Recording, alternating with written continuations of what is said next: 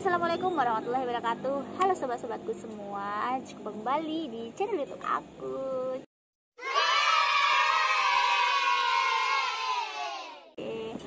Oke sobat-sobatku, pada kesempatan kali ini itu ada yang istimewa. Karena ini menarik sekali, unik, dan bisa jadi ini konten yang berbeda dari sebelum-sebelumnya. Kenapa? Karena hari ini aku akan mengunjungi pada salah satu wisata. Nah, wisatanya itu berbasis dengan UMKM. Nih, apa ya? Seru sekali pastinya. Ya, jadi sedikit bocoran aja. Jadi wisata ini untuk mengembangkan dan membangun desa yang ada di Kemiri. Nama desanya aja unik, apalagi isinya. Ayo ikuti terus aja obrolan kita.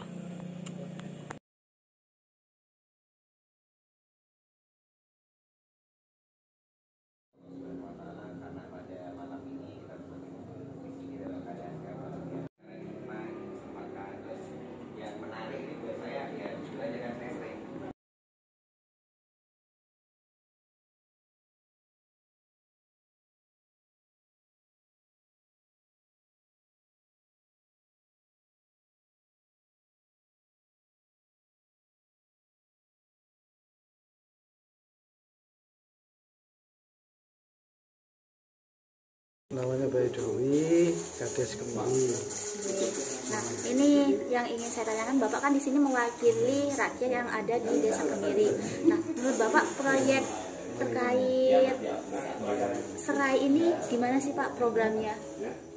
Kalau program sih sangat baik ya. Itu karena kalau dari pasar mungkin karena kita memang sudah ada pasarnya, sehingga masyarakat itu tidak perlu lagi mencari pasar karena memang pasarnya sudah disediakan. Ini salah satu keuntungannya. Sehingga begitu tanam, kemudian ada kemitraan, dan di situ juga langsung dibeli oleh mitra kita, sehingga masyarakat itu tidak bingung mau menjual. Karena itu prospeknya cukup baik. Gitu. Nah, memang Pak sebelumnya di masyarakat sini itu aktivitasnya itu apa Pak? Ya kalau aktivitas masyarakat Kemiri ya petani lah. Petani. 80% ya petani. Sekian persennya pegawai dan pedagang, tapi lebih banyak pada petani. Berarti Bapak ini terkait selaku kepala kan ya Pak ya di desa sini, lebih mengangkat dunia pertanian atau yang lain? Saya lebih mengangkat sisi ekonomi, ya tidak hanya sekedar pertanian sih, tapi saya lebih mengangkat pada banyak sisi. Satu itu saat ini yang banyak dibicarakan ya sebagai recovery daripada COVID-19 berkaitan dengan ekonomi, ya dunia pariwisata. Itu yang memang dianjurkan oleh pemerintah, bahkan anjuran daripada presiden sendiri. Jadi mengangkat dunia pariwisata sesuai dengan SDGs desa. Salah satunya adalah memang sektor pariwisata untuk dikembangkan.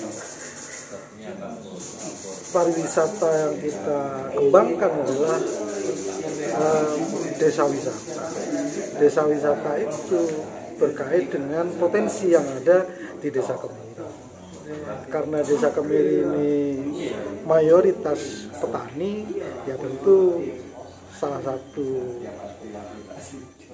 unggulan dari desa wisata itu adalah hasil pertanian itu, termasuk UMKM dan yang lain-lain. Saya kira begitu. Siap Pak, terima kasih banyak Pak ya atas waktunya. Oke Mas, langsung saja mungkin bisa diperkenalkan terlebih dahulu. Oke, saya Andre. Di desa ini termasuk yang ikut aktif untuk menghidupkan desa wisata, edukasi wisata. Nah, ini Mas yang ingin langsung saja ya Mas ya, terkait Ini yang menarik itu kan petani tidak untuk membeli, tapi yang membeli masnya. Nah, kenapa masnya itu berani mengambil resiko sebesar ini? Bukan resiko ya, tapi konsekuensi. Iya, karena saya pengolah yang juga di situ ada keuntungan di situ. Sebenarnya kepentingan support kita adalah untuk feedbacknya berupa keuntungan. Kita punya bahan baku yang setiap hari bisa diproses. Ya, terus kan seberapa yakin masnya terhadap petani? Ini kan soalnya biasanya kan kadang ada yang bagus, ada yang jelek gitu. Nah, untuk mengoptimalkan agar serai itu benar-benar bagus, cara pemantauannya nanti itu seperti apa? Tempat saya industri itu berupa perusahaan yang ada kerjasama juga dengan banyak kegiatan di desa.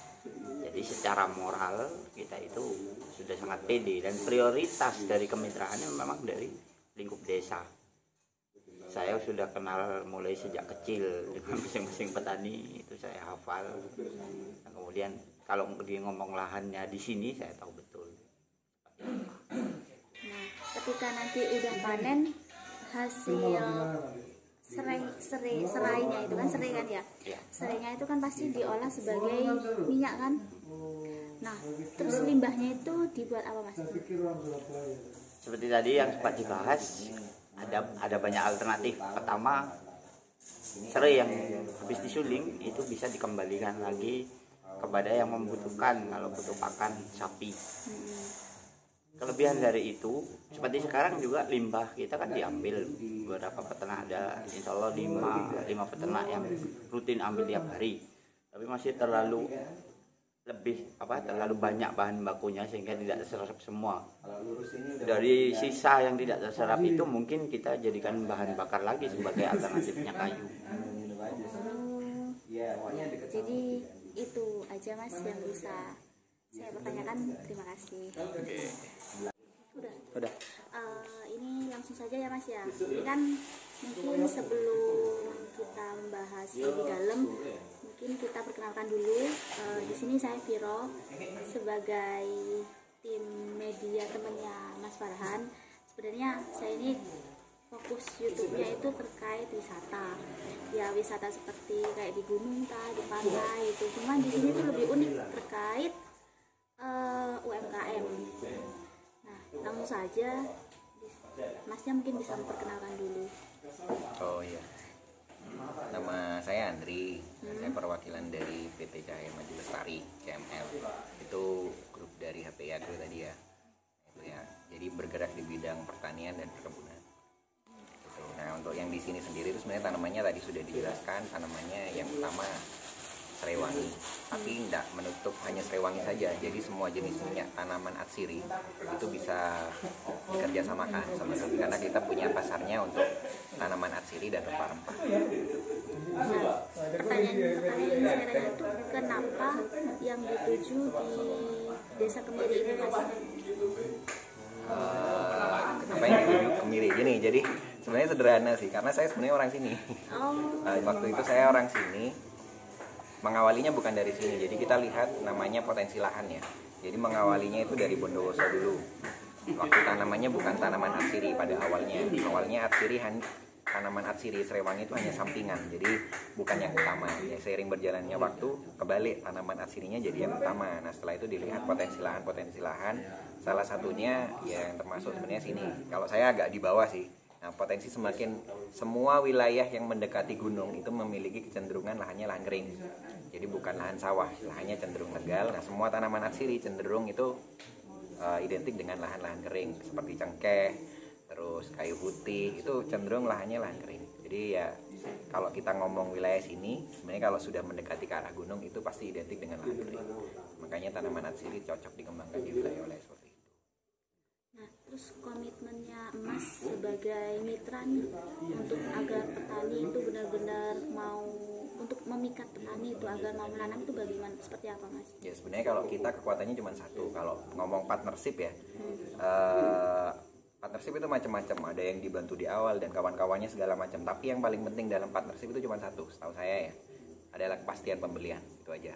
Kepastian pembelian. Biasanya yang paling ditakutkan sama petani itu sudah datang, sudah mengajak bekerja sama, tiba-tiba hilang, tiba-tiba pergi, nggak ada kepastian pembelian. Udah itu nanti jadi traumatik. Nah kalau di kami tuh ya udah kekuatannya di MOU, terus sudah pasti ada barangnya kita beli, yaitu kepastian pembelian saja dalam jangka waktu MOU-nya ya. Kita kan ada waktu MOU-nya itu. Jadi selama waktu MOU apapun kondisinya kita pasti akan melakukan pembelian karena memang komitmen kita di sana. Terus ketika kan ini urusan kemitraan itu kan ya Mas ya, pasti ada rugi dan untung kan Mas ya. Nah ketika rugi bagaimana tanggapannya, bukan tanggapan sih intinya, solusi yang disiapkan oleh pihak mitra sendiri. Jadi gini sebenarnya, keberadaan saya itu adalah meminimalisir terjadinya kerugian. Jadi kan rugi itu nggak serta-merta terjadi, bukan serta-merta dia langsung terjadi gitu, nggak. Jadi kalau misalnya semua kondisinya dikondisikan supaya dia optimal, itu kerugian sebenarnya nggak akan terjadi lah, diminimalisir. Makanya tadi di pertemuan sudah saya jelaskan, lahan saya pilihin dulu Pak, nggak serta-merta semuanya dikasih seperti itu malah meningkatkan resiko kalau seperti itu. Jadi memang diperhatikan benar lahan yang seperti apa yang cocok. Terus kalau misalnya nih ada petani nih, mitranya ya selaku mitra, saya mau nanam di sini Pak, ini lahannya kosong tapi sawah, saya akan bilang oh jangan. Itu padahal itu sebenarnya sangat cocok, tapi kalau saya bilang secara ekonomi itu tidak cocok, rugi, sayang. Jadi lahan-lahannya dipilih-pilih. Oh ini yang seperti ini aja yang akan menambah nilai ekonomi. Jadi istilah kalau sifatnya sebagai tumbang sari itu bukan rugi sih, malah menambah nilai ekonomi. Jadi kalau kami itu tujuannya mitra diupayakan gimana caranya keberadaan saya itu adalah supaya petaninya untung. Apa gunanya kalau namanya partnership itu rugi? Ya nggak jadi partnership. Jadi partnership itu petaninya diuntungkan, kita juga diuntungkan dengan mendapatkan barang. Prinsipnya harus sama-sama untung. Nggak boleh ada satu pihak yang dirugikan, nggak boleh. Jadi makanya kayak tadi ada kunci-kunci yang penting ya, kayak misalnya pembatasan jumlah petani supaya nanti harganya tidak anjlok-anjlok sekali kayak gitu. Jadi memang segala macamnya diatur sedemikian rupa supaya sesuai dengan yang sudah kita targetkan, angkanya berapa, rupiahnya berapa, itu sudah ditetapkan seperti itu. Benar-benar udah detail ya Mas ya? Ya harus detail sekali, kalau enggak nanti resikonya tinggi karena ini kan bukan tanaman yang kalau kenal tanaman pangan ya, padi, jagung dan kawan-kawan kan bisa dimakan sendiri. Kalau ini kan nggak bisa. Jadi benar-benar semua halnya itu harus, ya ini harus tahu pasarnya kemana, terus jualnya kemana, terus berapa angkanya, itu detail-detail seperti itu kan. Kayak tadi saya jelaskan, satu tanaman ini per hektar akan dapat berapa, itu menjadi potensi pendapatan petani kan sudah diperhitungkan. Untung ruginya berapa, angka rupiahnya berapa per kilo, itu sudah harus tahu sangat jelas. Itu sih. Itu saya. Mungkin harapan Mas. Ya harapannya gini, karena ya saya besar di Jember gitu. Saya besar di Jember ya harapannya mungkin sebelum-sebelumnya, karena ini kan tanaman yang sifatnya bukan kebutuhan pokok ya, bukan kebutuhan pokok, tapi dia tetap dibutuhkan dalam jumlah tertentu. Ya harapannya di sini nanti jadi berkembang besar dan bisa meningkatkan ekonomi petani. Jadi harapannya menjadi nilai tambah lahan. Jadi awalnya hanya kopi saja, bawahnya biasanya rumput seperti itu kan.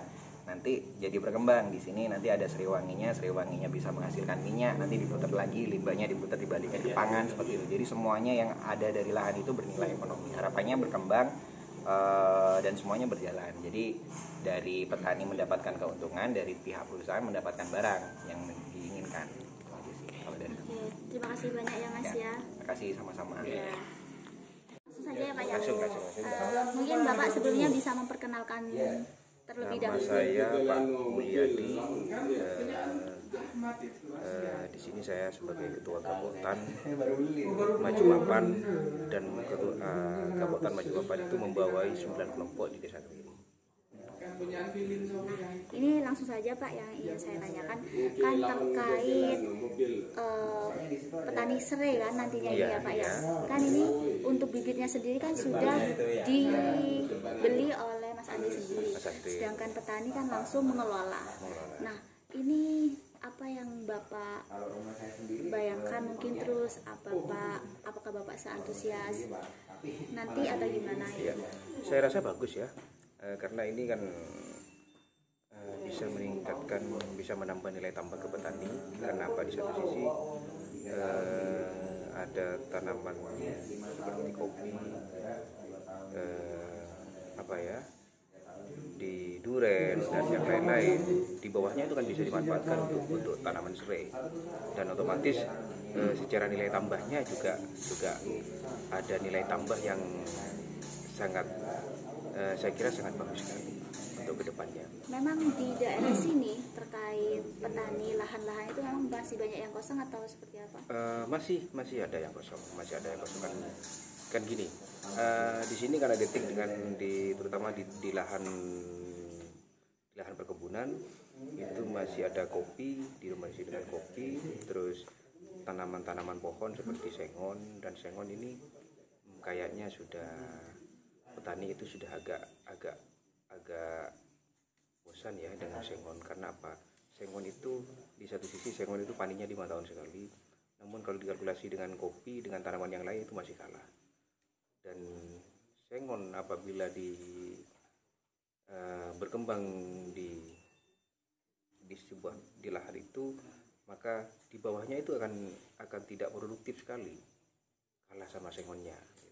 Jadi kalau serai di bawah sengon yang terlalu rapat itu akan sangat sulit untuk berkembang. Jadi masih ada untuk tanaman serai di Kemiri ini masih ada. Nah, terakhir nih Pak, terkait kesiapan para petani di sini, kan Bapak mewakili para petani itu ya, yang memiliki beberapa lahan. Nah, kesiapan sendiri itu seperti apa Pak? Justru sekarang waktu yang tepat untuk kesiapan petani untuk nanam serai. Karena apa? Karena musim hujan sudah mulai. Karena apa? Serai itu kan ditanam itu kan di saat musim hujan itu kan itu berkembangnya dengan bagus. Tepat sekali kalau di musim-musim sekarang ini, karena sudah musim hujan, untuk penanaman pohon serai itu sudah istilahnya siap lah. Kalau masalah itunya untuk kesiapan tempat dan lahan di tempat kita itu siap. Terima kasih banyak Ya, Pak sama-sama ya. Oke, sebelumnya perkenalkan terlebih dahulu. Ya, perkenalkan sobat di Biro. Saya Farhan Aziz, saya adalah ketua tim pengelola desa wisata di Desa Kemiri ini. Ya. Oke, langsung saja. Nah, Sobat Farhan, ini terkait diadakannya desa wisata, terutama ini kan lebih mengangkat terkait dunia UMKM. Ya. Kenapa Mas? Kita untuk mengangkat UMKM karena berbasis pada landasan ya. Landasan kita membangun desa wisata. Desa wisata itu kan kalau kita bicara pada definisi adalah sebuah wisata yang di sana itu mengangkat lokalitas yang memang ada di lokasi tersebut. Jadi kalau di lokasi tersebut punya potensi sumber daya alam, maka sumber daya alam itulah yang wajib untuk diangkat. Kalau di suatu lokasi di situ punya UMKM, maka mengapa tidak kita unggulkan UMKM itu? Gitu. Jadi kebetulan karena di desa kami punya banyak UMKM, untuk sementara ini yang kami data dan kami hire itu ada 9 UMKM, maka itu yang kami angkat. Sembari kita menunggu waktu untuk mengangkat potensi wisata alam gitu. Kira-kira Maret atau April 2021 kita coba untuk angkat wisata alamnya. Tapi sekarang sampai kira-kira bulan Februari atau Maret kita coba angkat untuk wisata UMKM ini. Istimewa. Ya. Terus ini yang terakhir, harapan ke depan untuk Desa Kemiri ini Mas. Besar harapan kami semua pihak terkait ya, apakah itu kerawat desa, apakah itu pejabat-pejabat di kabupaten, dinas pariwisata, di provinsi, nasional, politikus, akademisi, mahasiswa, semuanya kita bisa bersatu padu untuk mengangkat desa wisata ini menjadi sebuah hal yang potensial dan punya potensi yang bagus. Kenapa? Karena kalau kita lihat di Peraturan Menteri Desa nomor 13 tahun 2020 terkait prioritas penggunaan dana desa, di sana ada istilahnya pemulihan ekonomi nasional. Nah, salah satu komponen dari pemulihan ekonomi nasional itu adalah terkait desa wisata. Maka Gus Menteri Pak Halim, Menteri Desa, ya, beliau mengamanahkan kepada desa untuk mengangkat potensinya sebesar-besarnya. Maka dari itu kami tangkap amanah itu dan kami kejar supaya desa bisa menjadi kekuatan pembangun ekonomi nasional. Itu menjadi langkah awal untuk Kemiri untuk kemudian menjadi istilahnya percontohan untuk desa-desa yang lain, khususnya di Jember. Siap. Ya. Oke, terima kasih banyak ya Mas Farhan. Sampai jumpa di lain waktu. Siap. Nah, begitulah sobat-sobat. Gimana menurut kalian? Wah, buat kalian yang ingin membangun desa atau ingin kembali desa, jangan ragu-ragu, jangan takut. Karena hari ini tuh banyak banget jalannya. Tinggal kalian mau mencari atau tidak. Mungkin ya seperti barusan ini terkait salah satu yang bisa kami share terkait dunia pertanian. Mungkin itu saja yang bisa saya sampaikan. Kurang lebihnya mohon maaf. Jangan lupa ya untuk like, komen, dan subscribe. Sekian dari saya. Wassalamualaikum warahmatullahi wabarakatuh.